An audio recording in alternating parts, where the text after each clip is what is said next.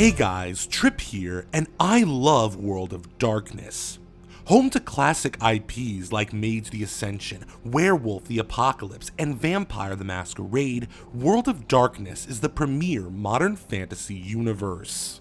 This is a world of magic and monsters, where men in black keep us blissfully ignorant of the truth. Vampire the Masquerade is the most popular game in the franchise, and it remains one of the most popular tabletop RPGs of all time. As the name suggests, the game revolves around vampires who manipulate society from behind the scenes. With the advent of modern technology, most vampires adhere to the Masquerade, an organized conspiracy to hide their existence from the mortal world.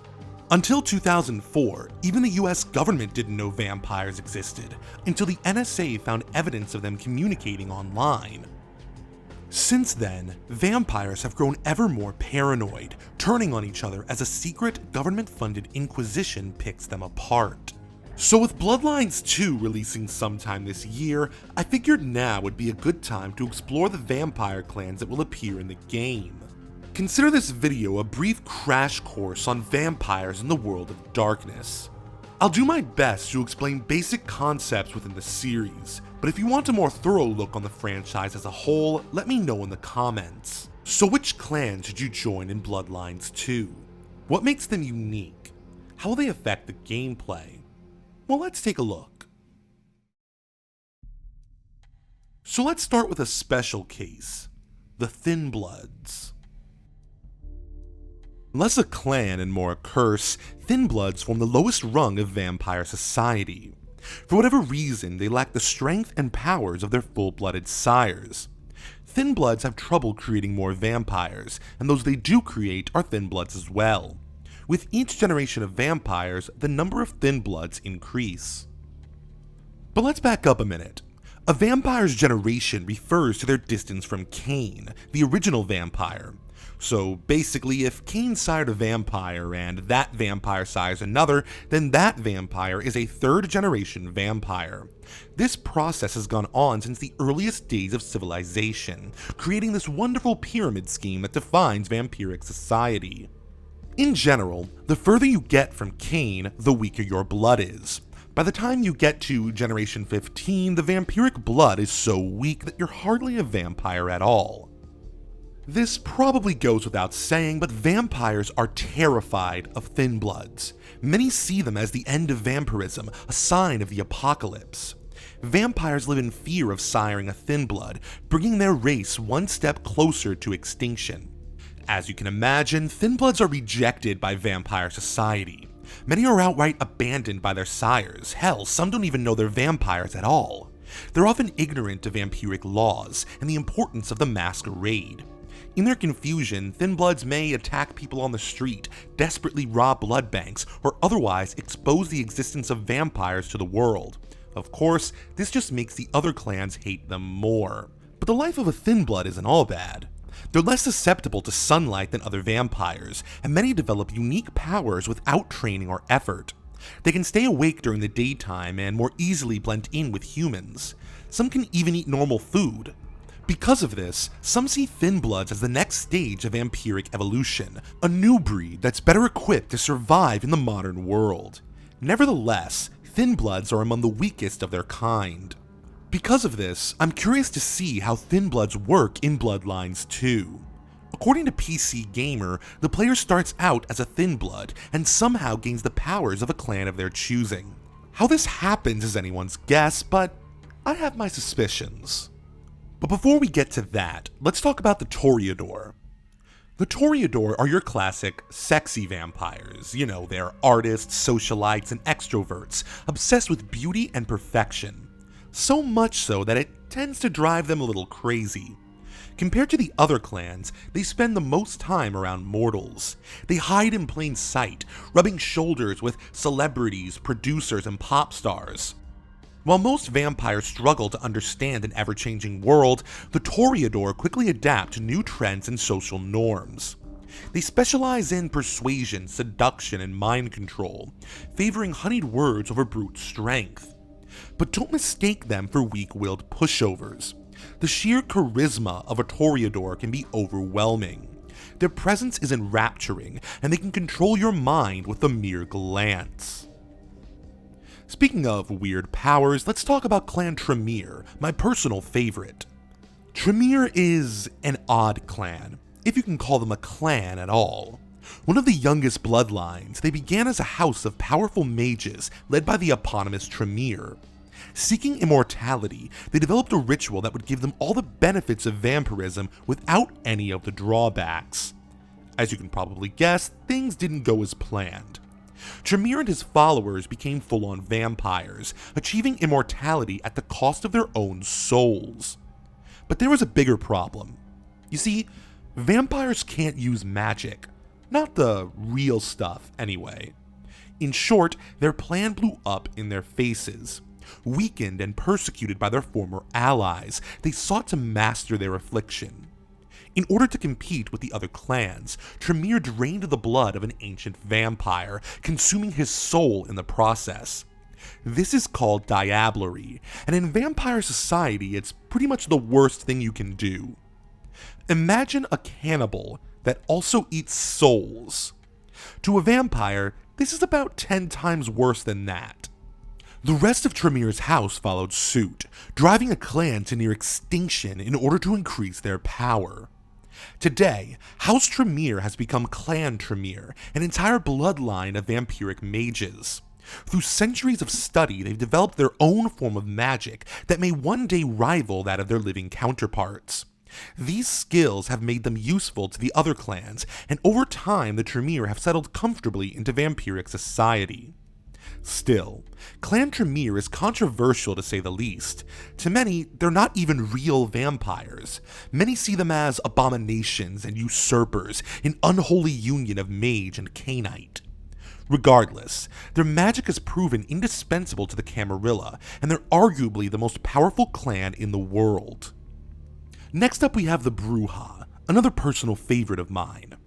Depending on who you ask, the Bruja are either social activists or blood-crazed anarchists. But one thing everyone can agree on is that the Bruja are rebels. They're agitators and malcontents, looking for any opportunity to upset the status quo. Bruja run the gamut from motorcycle gangsters to punk rockers to full-on terrorists. The clan is far from united, as most Bruja can't agree on what exactly they're rebelling against. Some are hardcore libertarians, while others are communists. Some fight for social justice, others may have been Confederates in the Civil War. No matter their beliefs, or lack thereof, the Bruja are driven by their fight against the establishment. This behavior puts them at odds with the Ventru, who in many ways are their polar opposites. The Ventru are the politicians, nobles, and businessmen of the Camarilla. Some were Ivy League frat boys in life, others were Wall Street executives. The oldest among them are nobles and warriors from ages past. No matter the era, they represent the top echelons of society. The Ventru see themselves as guardians of their fellow vampires. The other clans see them as stuck-up pricks. No matter your opinion, the Ventru are more than corrupt politicians or shady businessmen. On the whole, they value law, tradition, and vampiric culture above all else. While other clans concern themselves with selfish schemes, the Ventru look out for the interests of all vampires. That being said, there are plenty of power-hungry Ventru who only care about their own well-being, and these are some of the most dangerous vampires of them all. Unsurprisingly, the Ventru are the strongest supporters of the Camarilla and the Masquerade. They believe vampires can only thrive so long as they work together and remain hidden from mortal eyes. Sure, the other clans may hate them, but when they need a dispute settled, or a law enforced, or just someone to blame for their misfortunes, they always turn to the Ventru. But now for something completely different, the Malkavians. Malkavians are a double-edged sword. On one hand, they're renowned seers, widely sought after for their prophetic visions. Their powers make them indispensable to the Camarilla, and they often act as advisors to people in power. On the other hand, they're completely fucking insane. Sure, some hide it better than others, but every Malkavian is dangerously disturbed. Others see their condition as a curse, but Malkavians see it as a blessing. Their gifts let them see the world with new eyes and deeper knowledge. The other clans are just too boring to appreciate their powers. Now, in the original Bloodlines, playing as a Malk completely changes the way you interact with others. In place of normal dialogue, your player will spout prophetic, often comical nonsense. You'll often hear voices in your head that warn you of danger or predict future events. Now, obviously, this isn't an accurate portrayal of mental illness, and I actually prefer it that way. Playing as a Malk isn't a complete game changer, but it could make it difficult to interact with others. Thankfully, Malkavians have a few tricks up their sleeves to balance them out. They share a psychic link with each other, making them far more organized than they seem. At times, their unique method of speech can come in handy, allowing them to confuse or even threaten others with ease. If all else fails, they can always use their powers to drive you insane. Now, these are all the playable clans that have been confirmed for Bloodlines 2, but there's actually quite a few more. The following clans are staples of the franchise and playable in the original Bloodlines. While unconfirmed, they'll almost certainly appear in the sequel. Even if they don't make it into the game at launch, Paradox has confirmed that they'll be adding more clans after launch. Don't worry, they'll be free. So on that note, let's talk about the Gangrel. Unlike most vampires who stick to densely populated cities, the Gangrel are nomadic, seeking to rule areas and never staying in one place for long. The Gangrel are the most bestial bloodline in the Camarilla. They have a close connection to predatory animals. Some can even shapeshift into wolves, causing young vampires to confuse them for werewolves. All vampires have an inner beast, a predator that drives them to commit great acts of cruelty. For the Gangrel, the call of the beast is even stronger.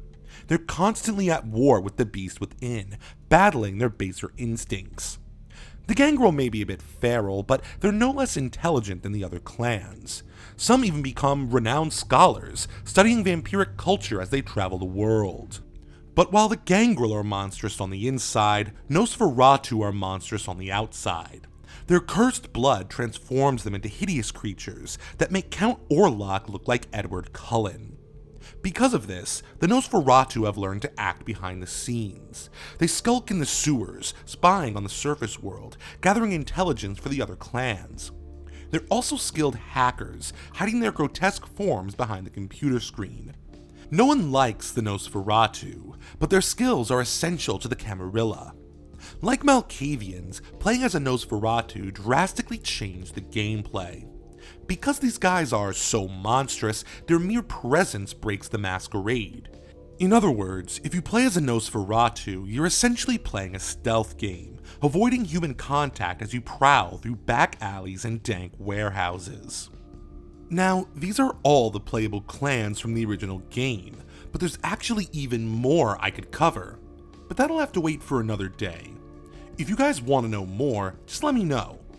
As you can tell, I'm a big fan of this universe, and I'd love to talk about it some more. But which clan will you join in Bloodlines 2? What would you do if you became a vampire? Let me know in the comments. Thanks for watching, and I'll see you next time.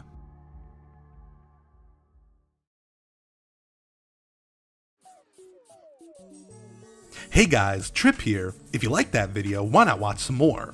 Hit that like button and make sure to share this video on Reddit and social media. If you want more Psycho Trip, check out my Patreon. There you'll find all of my videos, as well as articles I've written for Comicsverse. If you like what you see, think about donating $1 or $2. It's a long story, but I'm currently in the market for a large quantity of virgin blood. I need bribe money. Thanks for watching, and I'll see you next time.